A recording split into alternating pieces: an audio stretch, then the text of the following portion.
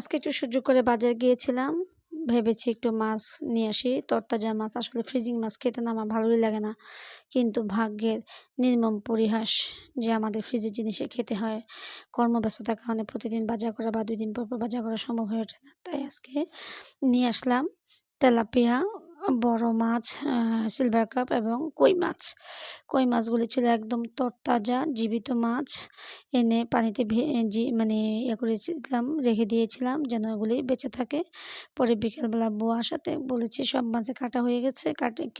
কাটে এনেছিলাম। এই মাছটা কাটতে পারি নাই। আমার ব্যস্ততা ছিল। স্কুলে পরীক্ষার ডিউটি টাইম হয়ে যাচ্ছিল। একটু কেটে দিবেন মাসি। তারপর উনি মাসি কেটে দিয়েছে। উনার ছেলেকে ওনাকে মাছ দিয়েছি। কারণ আমি যা খাই চেষ্টা করি তাদেরকেও কিছু দিতে, খাওয়াতে। এবং এভাবে হলুদ মরিচ মেখে নিলাম এবং মাছটাকে মাঝখান দিয়ে কেটে নিলাম। তাহলে কি হয়, ভিতরে আছে মশলাটা খুব সুন্দর ঢুকে খেতে খুব ভালো লাগে। মাছটাকে একদম মচমচা তেলের মধ্যে করে ভেজে নিলাম। আসলে রাত্রেবেলা সবাই খেয়ে ফেলেছিল। অভি বাইরে খাবে এবং অভি খেয়ে ফেলেছিল।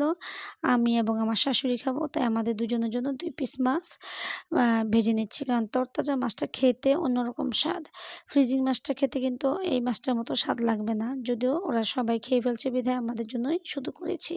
কেমন হয়েছে আজকে মাছ ভাজিটা বলো তো? এখানে দিয়েছি হলুদ, মরিচ, একটু ধনিয়া গুঁড়া দিয়ে, লবণ দিয়ে, একটু হালকা একটু লেবু দিয়ে মাখিয়ে রেখেছিলাম।